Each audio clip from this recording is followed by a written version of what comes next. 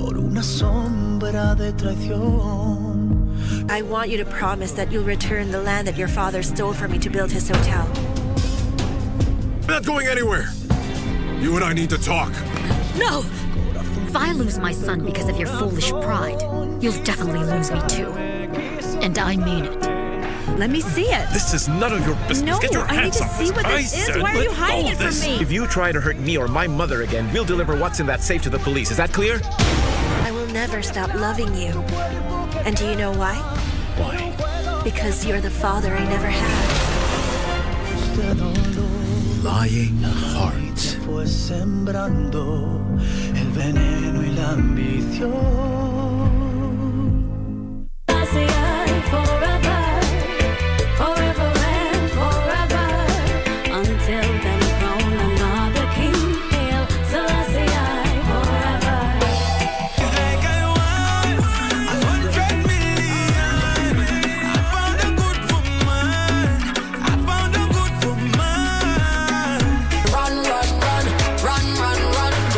Take my love. Wanna spend all my money on you. Show you some love, cause I want to. You don't call anymore. Cause I'm still thinking about you. Have you found somebody new? I guess the rumors are true. But you don't call anymore.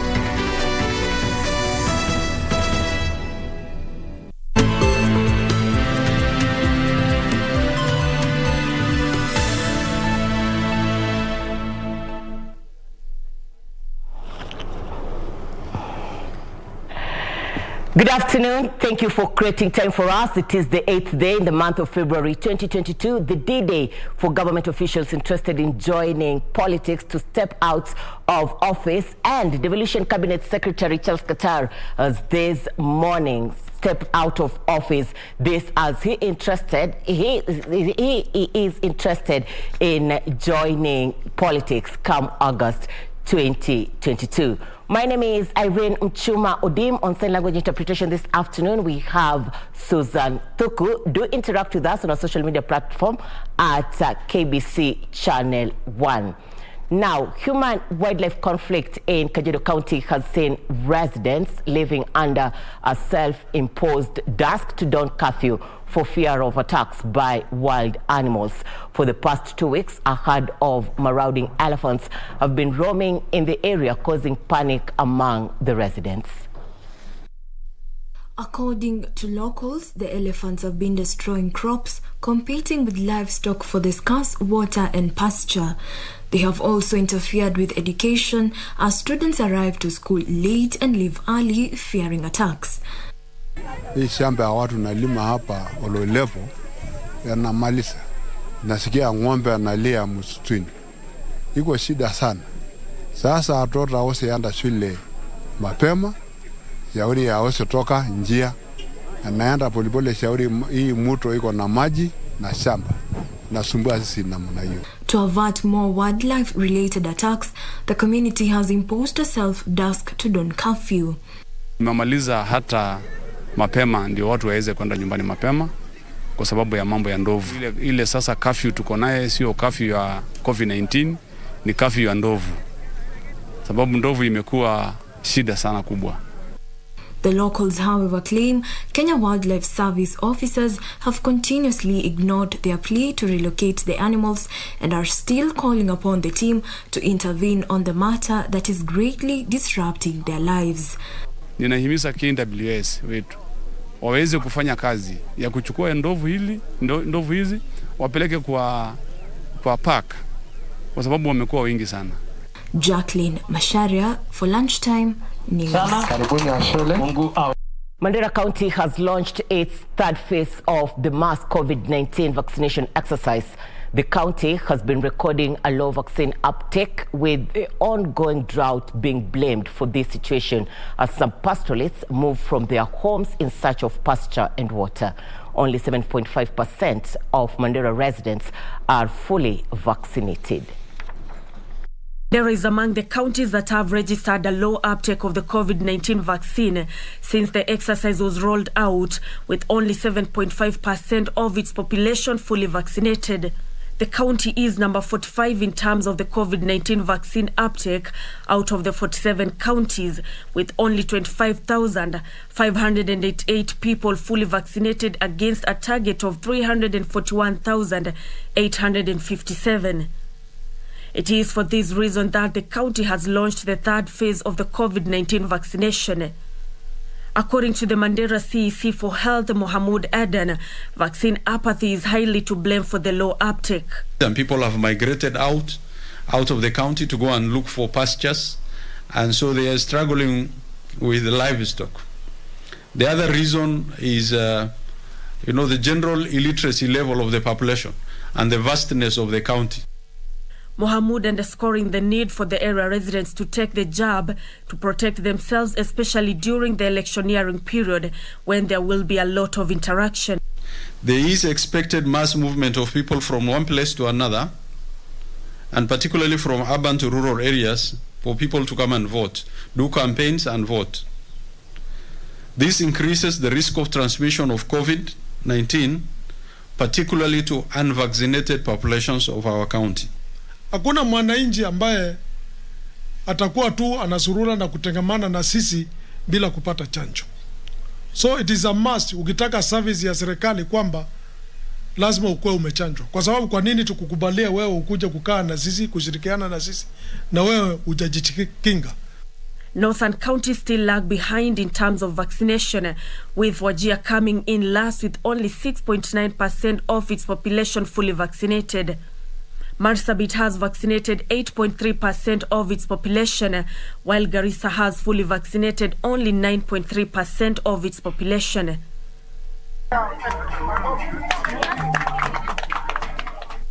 Meanwhile, residents of Chesikaki area of Mount Elgon region in Bungoma County have been sensitized on the importance of the vaccine.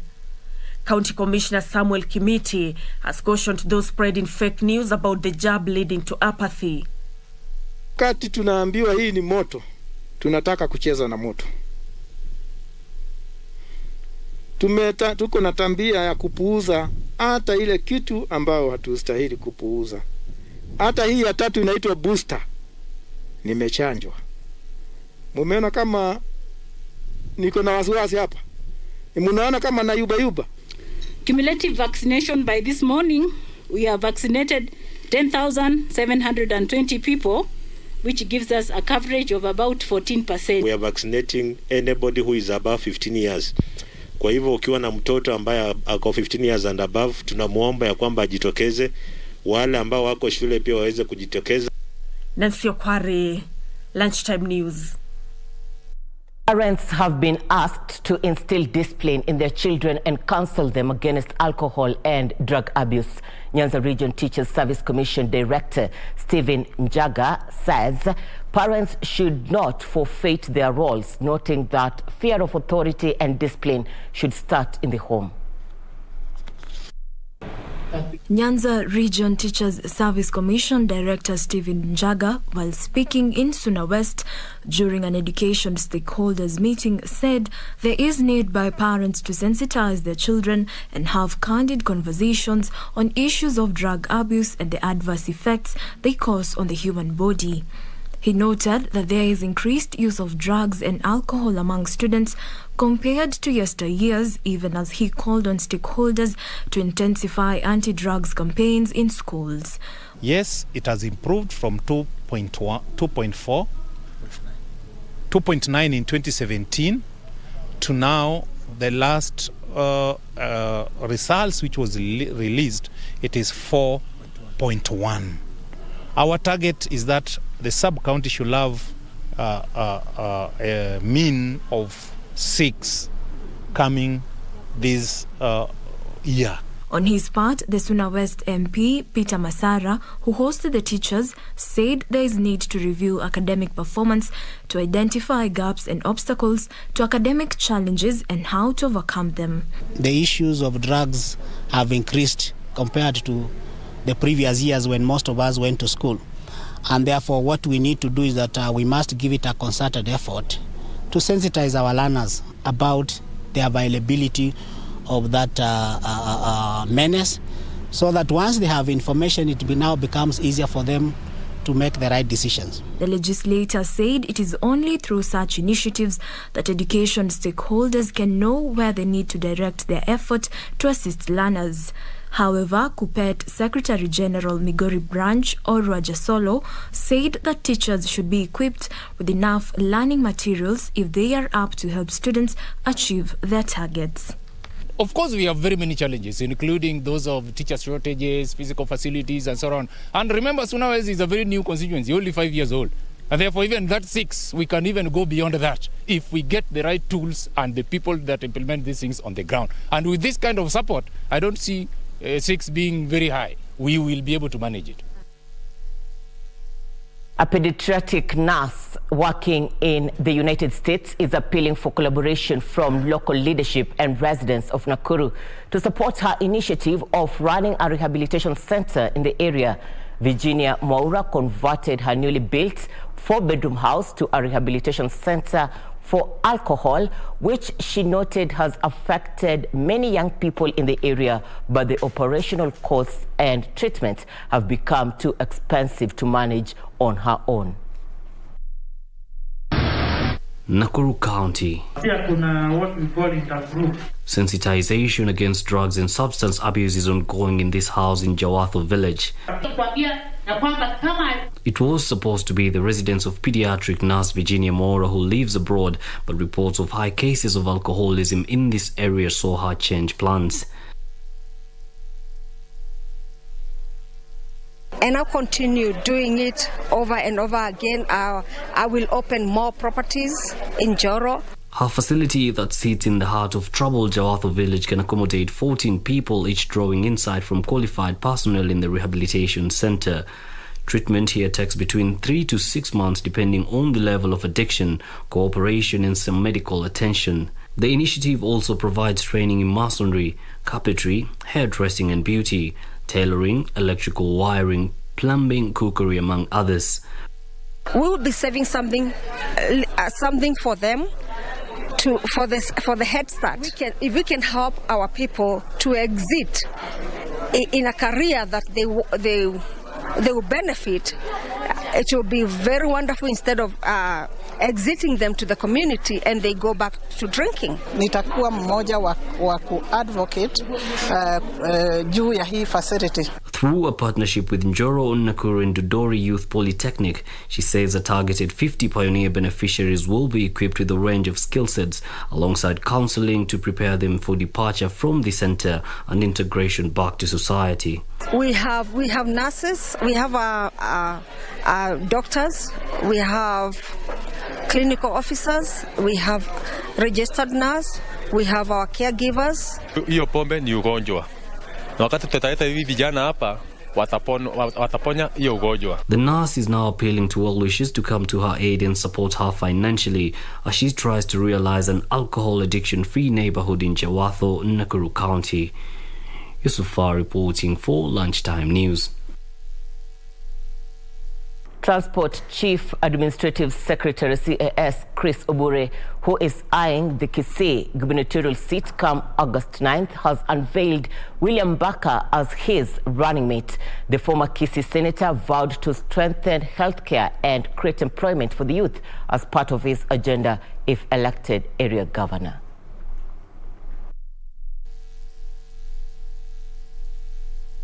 Manifesto itakuwa ni mambo ya afya. Tuhakikishe watu wetu wa kaunti wana afya njema ili waweze kushiriki kwa mambo ya ujenzi wa uchumi wa kaunti yetu. Jambo la pili, priority number 2. Hao watoto mara kila mtu aliyefika hapa analia kitu kimoja, ana mtoto au ana watoto kwa familia yao, ambaye amemaliza masomo, amehitimu, ana certificate lakini hana kazi. Kwa hivyo lazima tutafute njia ya kuweza kuwasaidia hawa vijana wetu.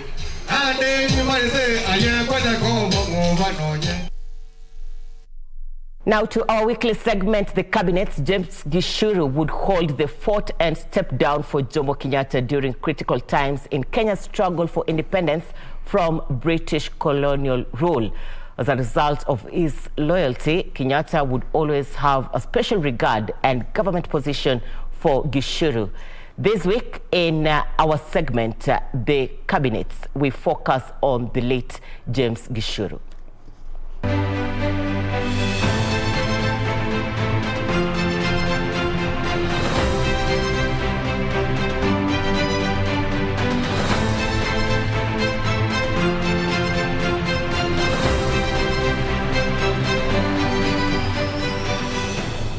Born in 1914 in Dogoto, Kiambu, his parents were among the first Kenya Africans to become Christians, having been converted at Church of Scotland Mission, Kikuyu. Gishuru chose to follow his father's footsteps and trained as a teacher at Makerere, where he graduated in 1934 with a diploma in education. He returned to teach his alma mater, Alliance High School, before later on becoming the headmaster of Church of Scotland Mission School in Kikuyu. Some of the students he taught at Alliance included Jackson Angaine, Oginga Odinga, Charles Jonjo, Jeremiah Nyaga, and Ronald Ngala. By now, Gishuru had developed an interest in politics in 1944. He, Harry Thuku, Francis Hamisi, Joseph Otiende, and W.W. Awori set up a new party, the Kenya Africa Study Union, KASU, whose name would later be changed to Kenya Africa Union, with Gishuru as the party president. In September 1946, Gishuru resigned as KAU president in favor of Jomo Kenyatta, who had returned to Kenya after living in England for a number of years. In 1951, Gishuru quit teaching and entered government service as chief of Dagoretti, but would not last long as chief. The position was short-lived. On October 20th, 1952, the colonial governor Sir Evelyn Baring declared a state of emergency throughout Kenya in an effort to contain the Mau Mau rebellion against British colonial rule. KAU was banned and Kenyatta and other freedom fighters were arrested, tried, convicted, jailed, and later detained for a number of years. Gishuru and Otiende were some of the former KAU leaders whom the colonial government placed in movement restriction order. By the time the restriction order was rescinded in 1959, some of the measures his old party KAU had fought for had been achieved. They were now 14 elected African members of the Legislative Council, LegCo, and soon the colonial government would allow Africans to set up new political parties. Gishuru became interim president of one of the new parties, the Kenya African National Union, KANU, on the understanding that he would stand down for Kenyatta upon release from detention. Kenyatta was released in 1961 and took over as president of KANU. In the 1961 general election, Gishuru stood for the Limuru seat rather than his home constituency of Kikuyu. He was elected MP unopposed. He would later accompany Kenyatta as he led KANU delegates to the Second Constitution Conference at Lancaster House in London to work out the final touches to Kenya's progress to independence. In May 1963 general election, Gishuru was again elected unopposed for the Limuru parliamentary seat.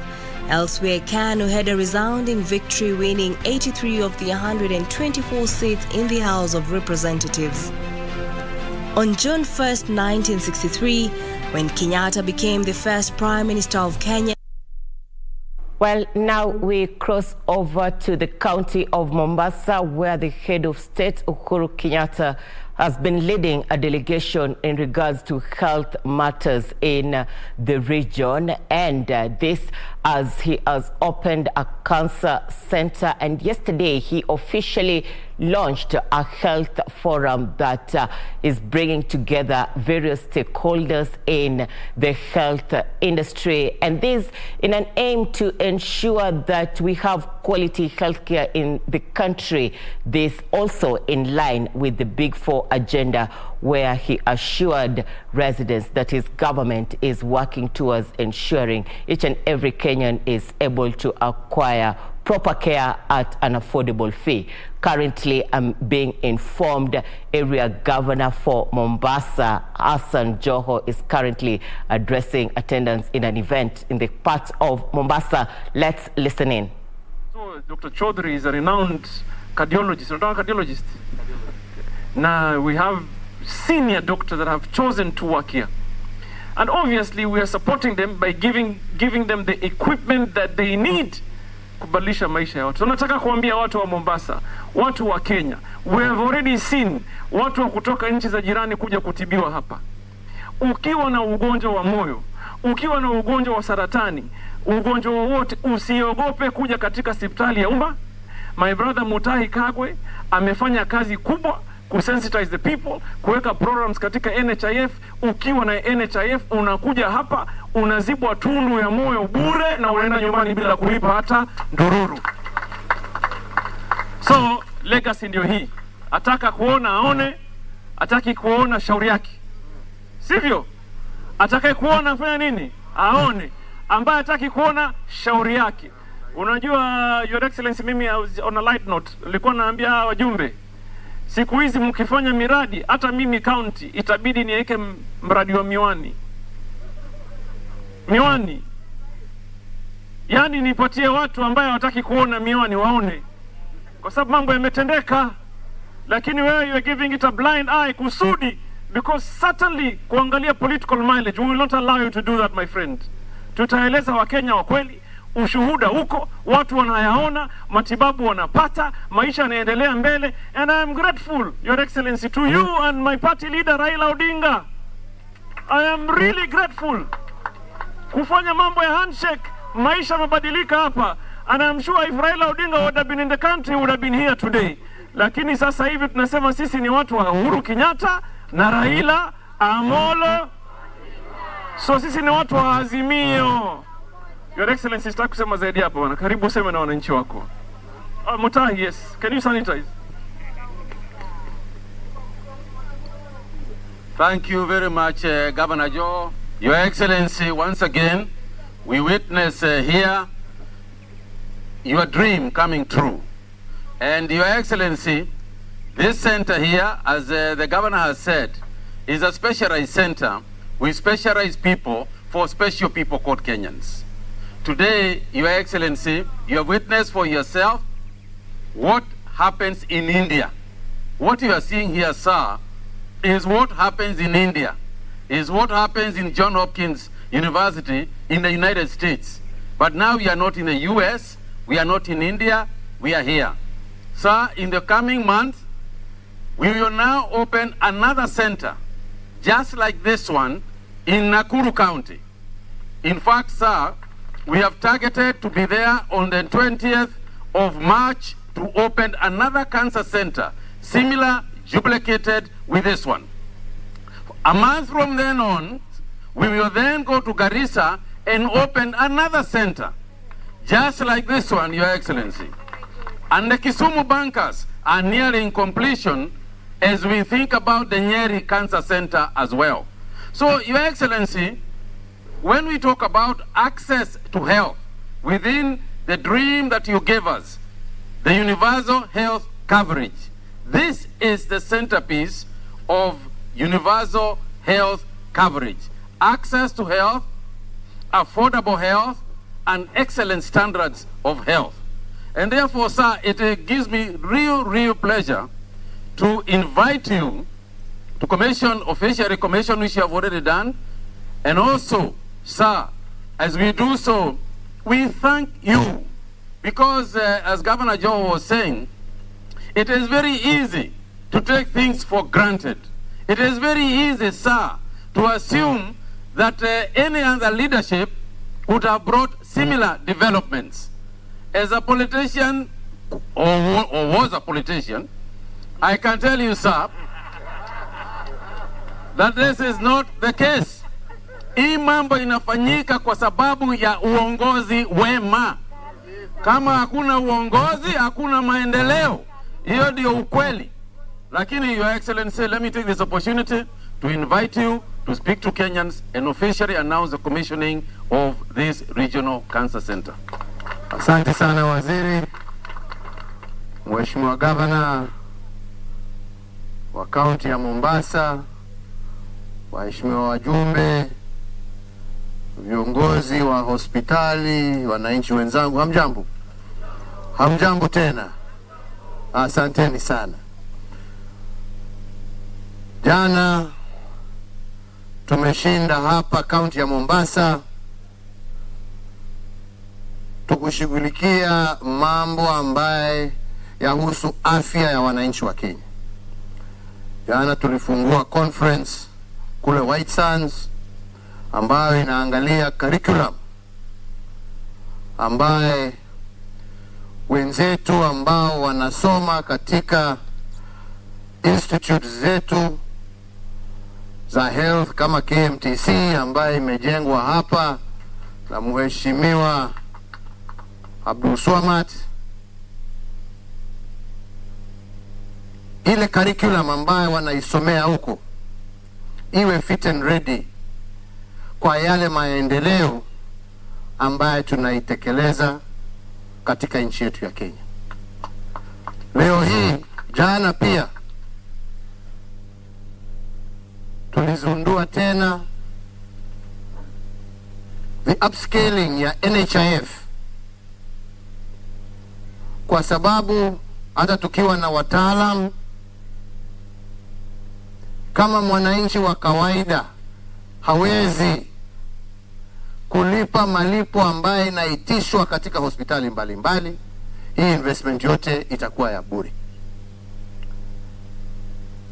Na jana nikahimiza tena na nataka leo nihimize tena ya kwamba ni muhimu kwa wananchi wa Kenya wachukue kadi ya NHIF. It is important. Kesho yake ndio itaokoa maisha yako. Nilisema jana ya kwamba mtu anaweza kusema mimi ni kijana, mimi sina haja na hii. Lakini jameni, na nirudie tena, ugonjwa haupigi mlango. Ajali haikuambii kutoka hapa baada ya dakika 5 utakuwa na accident pale.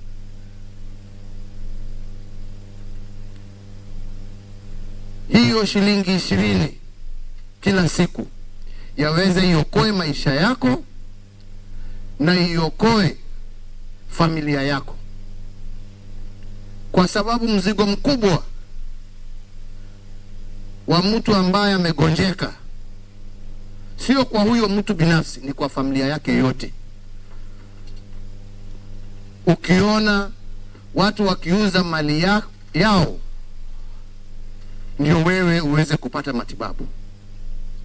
Ugonjwa walete umaskini, na huo umaskini tuwaweza kuavoid completely kama mtu angechukua tu NHIF card. Tunaelewana wenzangu? Leo hii tuko hapa tukifungua kirasmi hii hospitali ya kutibu kansa through radiotherapy. Matibabu ambaye inafanywa na itafanywa katika hii center ambaye tumefungua leo is life saving treatment ambao hakuna pahali nyingine. Labda ufike Nairobi, kuna mashini 1-2 na hizo ni za kibinafsi, ni private. Kuna ile ya Kenyatta University, hiyo ni moja ambaye tumefungua hivi majuzi, lakini hakuna pahali nyingine. Labda upelekwe India, na kwenda India, huwezi kwenda India kama huna shilingi milioni 2 kwenda juu. Ni Wakenya wangapi wana uwezo wa kulipa pesa kama hiyo? Kunao? Si ni ukweli? Lakini sasa hapa utatibiwa vile utatibiwa India, na ukiwa na kadi yako utatibiwa na uende nyumbani bila kulipa hata ndururu moja. Sijui kama tunaelewana wenzangu. Bila kulipa hata ndururu moja. Pale pia tumeona upasuaji wa moyo unaendelea. Na unaendelea katika hospitali ya Mombasa. Kitu ambacho miaka 4 tu ilikuwa ndoto. Ilikuwa ndoto wenzangu. Na leo tumeona watu hapo ambao wametibiwa. Tumeona mzee mwingine wa kutoka mpaka Lamu ametibiwa hapo. Gharama ya matibabu shilingi 1400, lakini kwa sababu ako na NHIF card atatibiwa, apone, apande basi yake, arudi kwa familia yake Lamu. These are the things that change lives of people. And these are the things that we have been working on and we want to continue working on. Na msifikirie ni kwa sababu ni Mombasa tu, hapana. Mmesikia waziri akisema tunafungua center nyingine upande wa Nakuru, twende Garissa, tufungue Kisumu, tufungue Nyeri. Ndio hii huduma ikaribie mwananchi pahali alipo, na mwananchi aweze kuwa na benefit hiyo. Yale ambaye yanatendeka sasa leo Coast General, operation ambazo zinafanywa hapa na zinafanywa bure ukiwa na NHIF card, nirudie tena, ni inchi chache sana ulimwengu mzima ambazo ziko na facility kama hiyo. Kwa hivyo wananchi lazima mjiulize, mwatakaje? Mwataka umoja na maendeleo kama haya ambaye itatusaidia ultimately kuondoa umaskini katika nchi yetu na kuwa na nchi ambao wananchi wako na afya nzuri, barabara njema, stima, industries, ama mtataka porojo ya kuja hapo kupiga porojo ya? Na porojo haimalizi umaskini. Porojo haitibu kansa. Porojo haijengi barabara. Shauri yenu, kila mtu ako na haki ya kufanya vile ataka, lakini Wakenya mjiulize, ni barabara gani ambayo tunataka kupitia? Wakati hii hospitali ilirudi katika mikononi ya county in 2013, hii hospitali ilikuwa karibu hata iitwe derelict building, sio hospitali hata. Leo hii inafanya upasuaji wa moyo. Hii hospitali hapa imesimama kwa sababu tuliketi na tukashirikiana pamoja na governor, akatupatiwa kiwanja ya kujenga. Sisi serikali ya kitaifa tumejenga na tumeweka vifaa vya kisasa kwa sababu ya cooperation yetu, national government and county government, kuwezesha wananchi waweze kupata matibabu. Na bado kuna wengine wanasema ati hatustahili kufanya kazi pamoja. Tuendelee na malumbano ambaye haisaidii mtu. Inchi sio ya mtu binafsi. Inchi ni vitendo ambavyo vinabadilisha maisha ya wananchi. Na ndipo tukisema ya kwamba we are interested in continuity. We are interested in continuity of programs like this. And we want to work with people who have that interest. Yeah? And you cannot do that without working together with others. You cannot do that if you do not have peace and harmony amongst your people. Tunaelewana wenzangu? Kwa hivyo mimi niseme, Bwana Gavana, hongera kwa kazi njema. Tutaendelea kushirikiana Hivi karibuni tutakuwa upande ya Udhaya tukifungua hospitali nyingine kubwa kama hii tu ya kutibu watu ya area hiyo. Tutakuwa Nairobi tukizindua hospitali nyingine karibu 15 ndogo ambazo zinasaidia wananchi katika informal settlements za Nairobi, na hospitali nyingine pia huko Nairobi. Mambo haya hatu hayafanya kwa sababu hiyo ndiyo haja ya mwananchi, na hiyo ndiyo jukumu ya kiongozi, kumtendea mwananchi haki yake. Kwa hayo machache na mengi, hongera, pongezi. I am very proud and happy to be amongst you today. God bless you, Governor. Well done.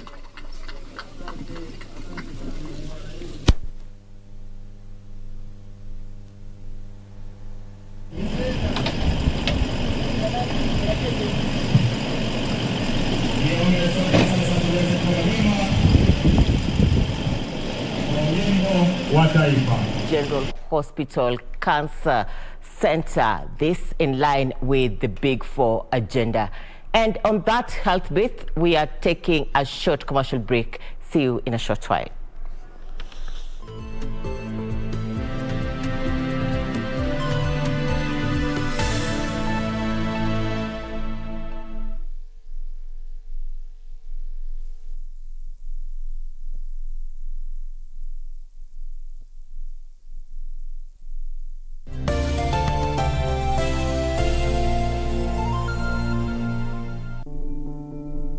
Tusirudi nyuma kwa mipaka na nchi kufungwa.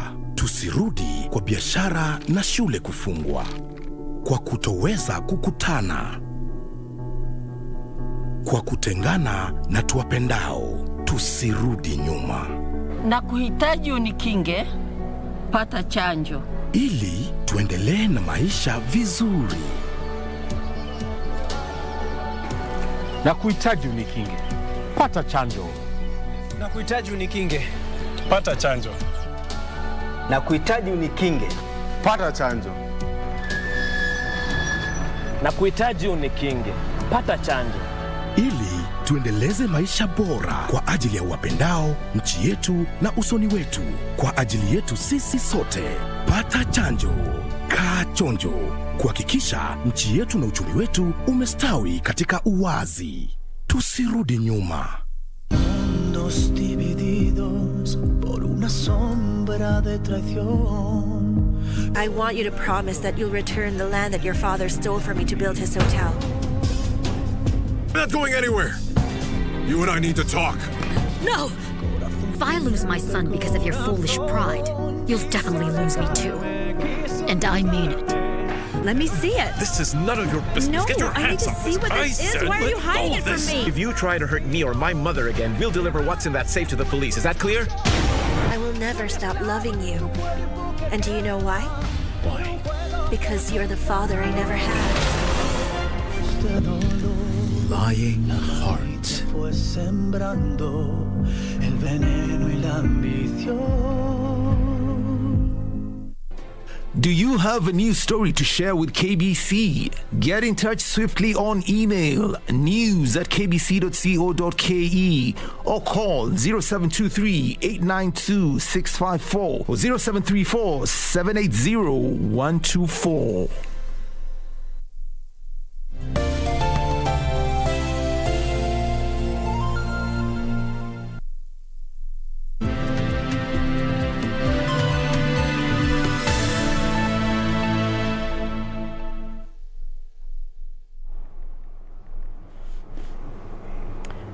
Thank you for staying with us. This is KBC. You're watching the Lunchtime News. Now to politics, the ODM party has warned its aspirants across the country against using violence in their campaigns ahead of the party nominations. ODM National Elections Board Chairperson Catherine Muma said any aspirant found guilty of engaging in violence shall be banned from the party primaries by the party's National Elections Board. This comes as a section of ODM supporters fault Kakamega Governor Wycliffe Oparanya of allegedly meddling in Busia politics. Speaking in Kakamega during a conference attended by ODM aspirants, ODM National Elections Board Chairperson Catherine Muma advised those eyeing various political seats under the ODM ticket to focus on non-violent campaigns. And if we have evidence of any aspirants engaging in violence, we have the power as NEB to step you aside and say you can step aside. So we ask all of you, please campaign, ombeni kura kwa wananchi kwa unyenyekevu. With the ODM aspirants warming up for a tough nomination exercise, Muma said the ODM Elections Board has resolved to use computer-enabled voting to tame cases of corruption and fraud in the nomination process. You will apply online. You will pay the fee online. Kwa hivyo mtu akikuja na risiti kukuambia akulipie, wacha nikupatie risiti nikupelekee huko, anaiba. Leaders who attended the conference led by Area Governor Wycliffe Oparanya used the occasion to drum support for Azimio la Umoja movement affiliated to ODM leader Raila Odinga. Na rais wa nchi hii Uhuru Kenyatta ana mamlaka kama mwananchi wa Kenya kuamua ule mtu atafikia kura, kwa sababu hata kwa rais wakati huo, lakini mpaka apike kura, mpaka apigie mtu fulani. Tusaidie baba, because UDA imeingia huko Bungoma, Trans Nzoia. UDA is real. Na wewe unasema mimi sijui nasaidia baba, na ukirudi kando unatusi mtu. Swala la watu kuja kwa chama, tunawakaribisha aspirants wengi wamekuja kutoka nyumbani. Na hii ni sawa, kwa sababu hii ndio chama kitakachounda serikali kabla ya uchaguzi mkuu ujao. This even as a section of ODM supporters fault Kakamega Governor Wycliffe Oparanya for allegedly meddling in Busia politics. The supporters accuse the county boss alongside other leaders they claim are imposing a gubernatorial candidate to the county residents ahead of the party nominations. Wacha wenyewe sisi wakaaji wa Busia tukae chini tujue huyu kiongozi anatosha. Yule kiongozi katika sera zake tumeziona hawezi. Lakini mambo ya watu wachache kukaa chini na kutuamulia, na ndipo tunasema Busia hatutaki. Ninakueleza, wachana nayo Busia, tumeumia kutosha. Hatutapeana mtu direct ticket. Otuoma ni mwanaume, akuje kwa ground wakutane na mama Mutua, tupate kiongozi.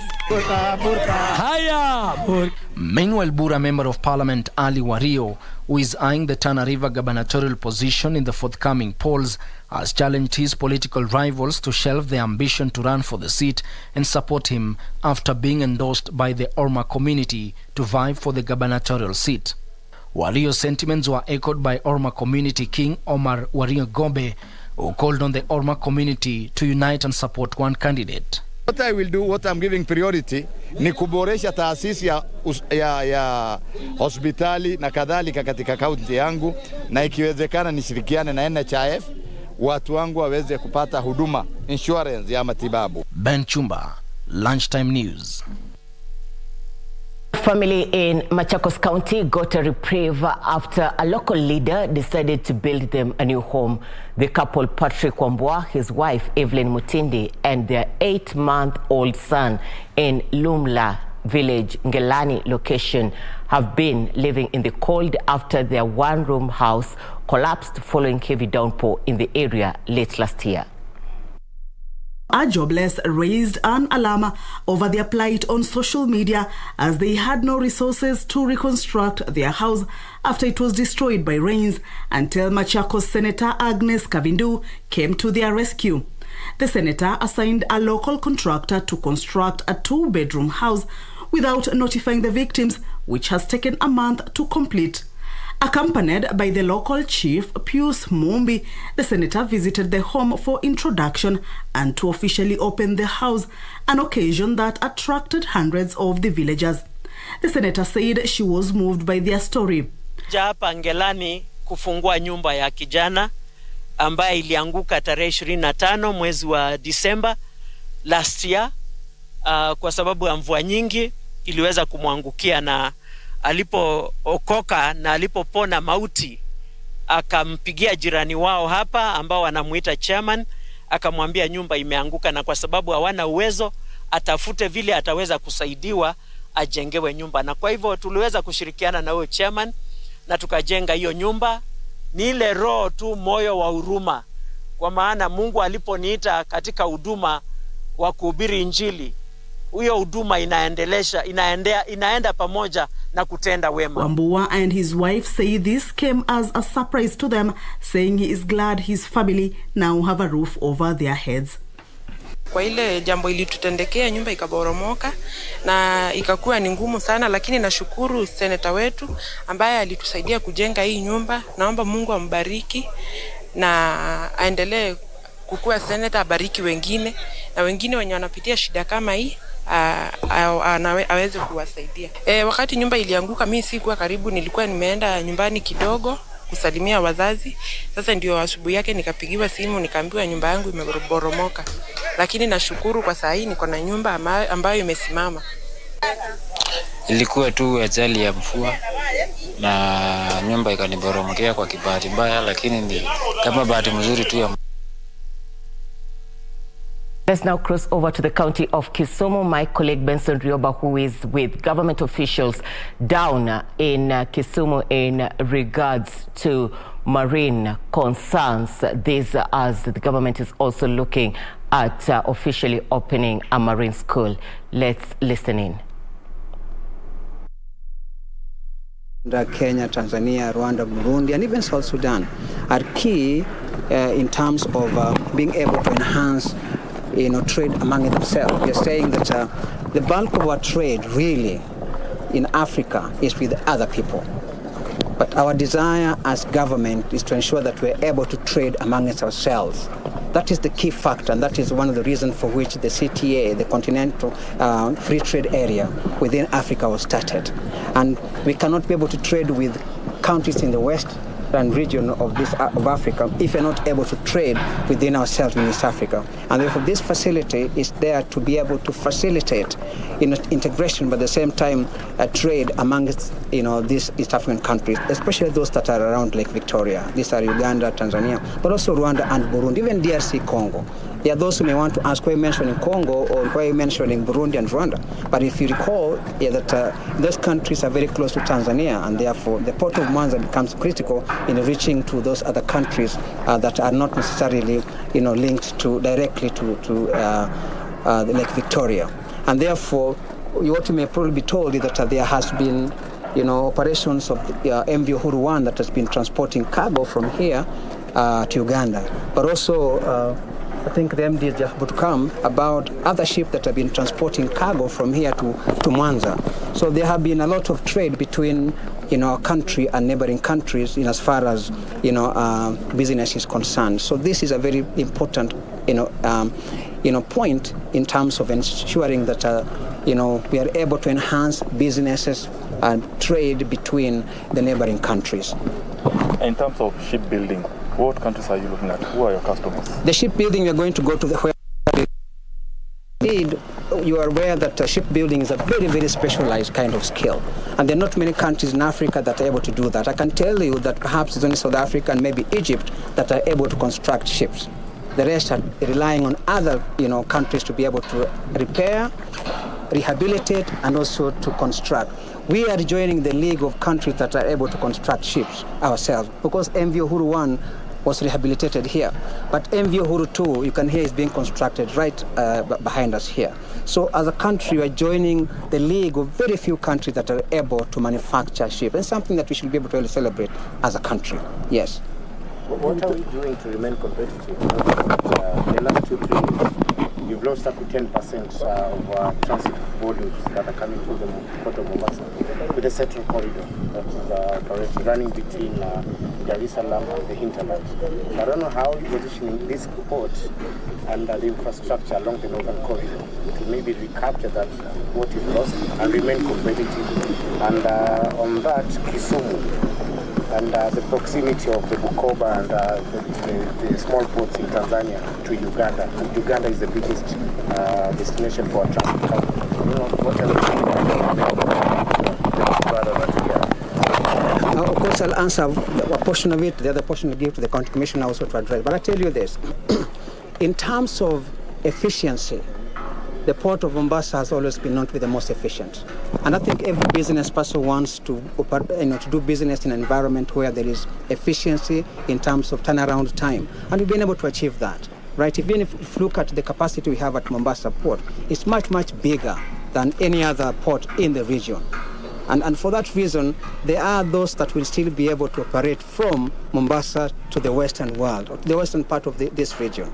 That is known. But beyond that, we don't want to sit and become complacent. We are enhancing the transport network within that corridor. Of course, the CC just mentioned about Mamboleo interchange, mentioned about Yahero interchange, also Kericho interchange. But in addition to that, the government is also expanding Rironi Mau Summit roads. It becomes much, much easier for transportation from Mombasa all the way to here. But also, you're also recalling about the railway that has been rehabilitated from Nakuru to Kisumu here. So those are transport network that be able to enhance movement of goods and services that can then be brought here to Kisumu to be transported to other parts of this region. Indeed, ship transportation has got so many benefits to it. One of them is that it is more safer than road transportation. But number two, it is much, much more cheaper compared to that. So when many of the business people find easy conduit to transport goods from Mombasa to Kisumu, then it becomes easier for them now to transport them from Kisumu to either Uganda, Mwanza, because from Dar es Salaam to Mwanza is much, much farther away than from Mombasa to here, or from Dar es Salaam to Bukoba and then to Uganda. So any businessman who is quick thinking would want to get to a route that is much, much shorter in terms of turnaround time. It's much, much cheaper in terms of the amount of money they're going to spend. And that, Mombasa, Kisumu, Uganda, even up to Rwanda still remains the most. Sara Suguna addressing members of the press down in the county of Kisumu. This as the national government is looking forward at having a marine school in the region. Now, still on business concerns, construction of the much delayed Kenya Advanced Institute of Science and Technology will start next month. The 9.3 billion shillings project at Konza Technopolis is expected to be completed by mid-2024. Konza Technopolis Chief Engineer John Tonui has further said admission of master and doctorate students is expected to start early next year. Last year, Kenya and South Korea signed a funding agreement towards the construction of the Kenya Advanced Institute of Science and Technology. The government has already set aside land for the construction of the institute at the Konza Technopolis. KAIST is expected to provide specialized research and training in biotechnology, robotics, chemical engineering, among other cutting-edge fields. The institute was first proposed more than 10 years ago, but has faced delays in implementation due to long bureaucratic processes. This comes even as Konza Technopolis confirmed that 72% of Phase 1 has been snapped up by investors. We started a program we are calling Konza Investing Cove Series, and we did it in Machakos. We came to Karen, we went to Eldoret, and we are here today to just share the update of what we are doing at Konza Technopolis, share investment opportunities, and also share programs that we can work together and transform our country. According to Konza Technopolis Development Authority Chief Engineer John Tanui, the development of Phase 1 horizontal infrastructure is set to be completed by the end of this year. Phase 1 consists of 147 parcels of land, or 1,703 acres of land. The government has so far provided land, clean water and high-voltage power connection to the city as incentives to attract investors and demonstrate commitment to the development of Konza Technopolis. Technopolis provide that platform for such innovation hubs across the country to bring the ideas into successful journeys that can be funded, that can do business with government, with private sector, and create potential to have startups that will call Kenya home as they grow to become multinationals. Upon completion, Phase 1 is expected to attract 30,000 residents composed of 7,500 knowledge workers and 16,700 other workers. Reporting for Lunchtime News, I am Teresa Mutai.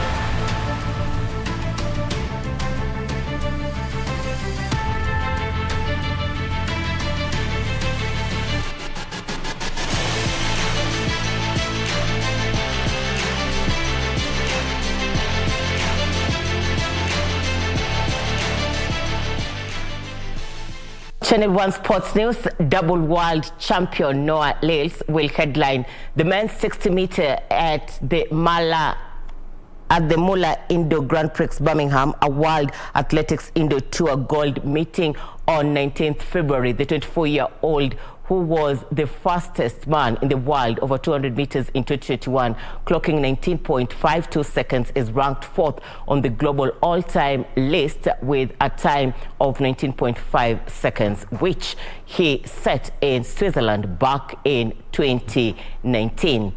Lyles ran a 60-meter personal best of 6.56 for victory in the New Balance Indoor Grand Prix on Sunday last weekend and will line up in Birmingham alongside